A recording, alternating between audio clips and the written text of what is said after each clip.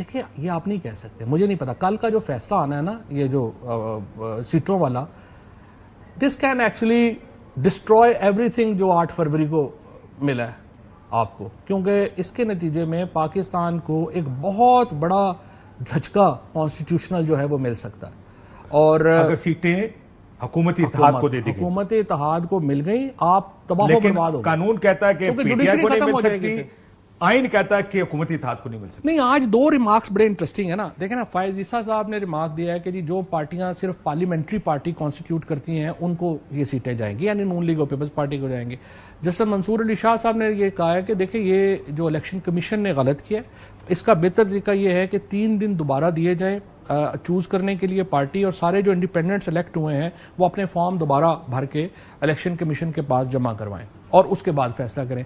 अब देखते हैं कि ये किधर जाती है। बट काजी फाइज साहब तो बड़ी आइन की वो लाइनें ढूंढते हैं जिसमें वो सोचते हैं कि बड़ा क्लियरली आइन तक ही रहना है। मसला ये कि मैं इस बात से इत्तेफाक करता हूं आइन तक रहना है, लेकिन आइन तक रह जाए, हाँ, लेकिन आइन तक रह जाए, लेकिन आइन में तो बड़े बाजी लिखा है कि अपनी प्रोपोर्शन से ज्यादा लेकिन आप देखें, लेकिन उस प्रोपोर्शन की भी तारीफ ऐसी की जाएगी कि ऐसी किताबा डिक्शनरियां लफ्ज फेरांगे कि प्रोपोर्शन का मतलब मैंने तो नहीं समझ सी जड़ा मैंने कहा। जस्टिस आयशा ने जिस तरह उस दिन कहा, आप समझा दें हमें। तो अभी देखिए ना, इशू ये है कि अभी हमें नहीं पता कि हालात किधर जाएंगे, और उसकी जो एक कॉन्स्टिट्यूशनल एजेंडा गवर्नमेंट का लॉ मिनिस्टर साहब टीवी पे आके बता चुके हैं कि उन्होंने क्या करना है।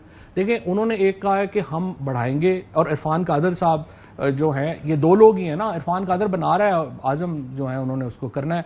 उन्होंने कहा है कि एक तो ये जजेस, एक तो बात यह है कि ये एज बढ़ा रहे हैं, यानी फायज ईसा साहब को एक्सटेंशन मिलेगी। दूसरा बहुत खतरनाक है, जो ट्रांसफरेबल कर रहे हैं हाईकोर्ट के जजेस करना। ये क्यों कर रहे हैं? ये कर रहे हैं कि इस्लामाबाद हाईकोर्ट के जजेस को उठा के शरीयत कोर्ट में भेज दें, बलोचिस्तान भेज दें, इधर उधर भेज दें सिंध में, ताकि डिवाइड कर दें। और जो एक बात आपको बता दूं, मैं काजी फाइज से एक्सटेंशन नहीं लेंगे। नहीं, बात यह है कि हसनात को तो स्टोरी करा दी पूरी कि मैं एक्सटेंशन नहीं लूंगा, वो घर जा रहे हैं। अच्छी बात है, अगर आपको यकीन नहीं चले जाए, नहीं पता होता ना किन्नी गल्ला, हमें तो पहले भी बातें, पहले भी एक्सटेंशन नहीं लेनी, पहले भी कौन कहते एक्सटेंशन, सारे कहते नसी नहीं लेनी, रहने तो दिल ही नहीं करता जान। प्रॉब्लम यह है, पावर है ना एक बहुत बड़ी, दिल नहीं करता, बाकी घर वाले कहते नहीं नहीं नहीं आपके बगैर कैसे मुल्क चलेगा, ये ना करें। बंदे का दिल पसीज जाता है कि अगर ये मैं चला गया, आ जाते हैं, मैं चला गया तो साइन को क्या बनेगा, इस मुल्क का क्या बनेगा, ये तो बिल्कुल पागल हो जाएंगे वो। बिल्कुल जैसे डिगाल ने कहा था कि graveyards are full of indispensables, but obviously वो एक अलग कहानी है, ये होगा। अच्छा, अब ये जो फैसला है, इसको देखो इलेक्शन में भी ये किस तरह से इसको एक और, मैं आप फिर मुझे कहेंगे कि यार ऐसे ही आप तनकीद कर रहे हैं और फजूल ना किया करें, ना करें ये वो, but look at the attitude of PTI towards this case. मैं जेल में था, मैं जेल से पहले दिन जब मैं कोर्ट में पेश हुआ, मैंने ये कहा वहां पे कि जी पीटीआई जो है उसको किसी सेक्रेटेरियन पार्टी का एक लबादा ओढ़ने की जरूरत नहीं है। सुप्रीम कोर्ट ने निशान वापस लिया है, पार्टी तो वापस नहीं ली है। खुदा के लिए इसका पार्लियामेंट्री ग्रुप अपना बनाए, और इलेक्शन कमीशन ने तो देना ही नहीं है, पता ही है इलेक्शन कमीशन ने नहीं देना, जाना तो सुप्रीम कोर्ट में ही पड़ना है, तो इसको आप सुप्रीम कोर्ट में लड़े, इतनी उसमें क्या जरूरत है जल्दी की। अब आके मैंने 3 हफ्ते पहले 2 सीनियर जो लॉयर्स हैं हमारे दोस्त हैं पीटीआई में, मैंने उन्हें कहा यार हम पार्टी पीटीआई क्यों नहीं बन रही इन केसेस में।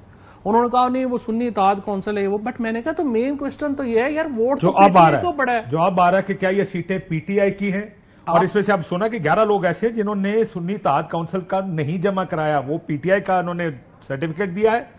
और वैसे आज मैं बड़ी प्रोसीडिंग सुन रहा था एक, वैसे ही मैं आपको बताऊं कि इलेक्शन कमीशन कर क्या रहा था।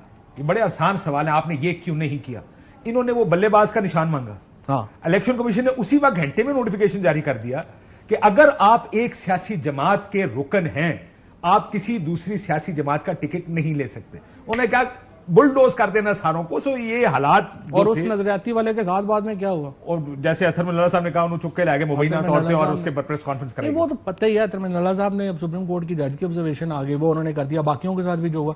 अब इशू ये है बेसिकली कि देखें अब आके आप ना उसमें पार्टी बने, ना आपने जो है वो पहले ये certification the, but again I think के सुप्रीम कोर्ट का इस वक्त जो इशू है ना, ये पीटीआई का प्रॉब्लम नहीं है, ये पाकिस्तान का प्रॉब्लम है और आइन का प्रॉब्लम है। अदलिया बतौर इदारा खत्म हो जाएगा अगर ये सीटें जो हैं वो आपने पीपल्स पार्टी और नून को ये प्रोपोर्शनल रिप्रेजेंटेशन के ऊपर चली गई, क्योंकि देखो ना जरूरत ही नहीं रहनी।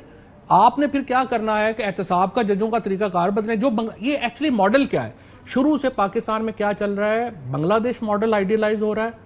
बांग्लादेश में हसीना वाजिद ने चीफ जस्टिस ऑफ बांग्लादेश को हथकड़ियां लगवा दी थी। ये वो हसीन ख्वाब है जो हमारे यहां देखा जा रहा है। ये जुडिशरी जो है वो हम चाहते हैं, और तमाम जो स्टेप्स लिए जा रहे हैं वो इस तरफ एक्चुअली लेके जाने को कहानियां सुनाते होते थे कि रीराइटिंग द कॉन्स्टिट्यूशन। आइन तो बड़ा वाजे तौर पे देखें, वो कहते हैं, चीफ साहब ने एक और बात भी कही कि आम आदमी को समझ आ जाता है। मुझे तो ये समझ आता है, वो कहता है कि जनाब आपको अपनी जो आपने जितनी जनरल इश्यूज उससे ज्यादा सीटें नहीं रिजर्व। जो मुनीब अख्तर साहब ने कहा कि देखिए प्रोपोर्शनल रिप्रेजेंटेशन जो है वो दो तरह है। एक उसका डेफिनेशन ये है कि जो जितनी आपने वोट ली है उतनी सीटें आपको मिलेंगी, और उसकी जर्मनी का फॉर्मूला है। और उसकी नेगेटिव कॉनोटेशन ये है कि जितनी आपकी वोट ली है उससे ज्यादा सीटें आपको नहीं मिलेंगी।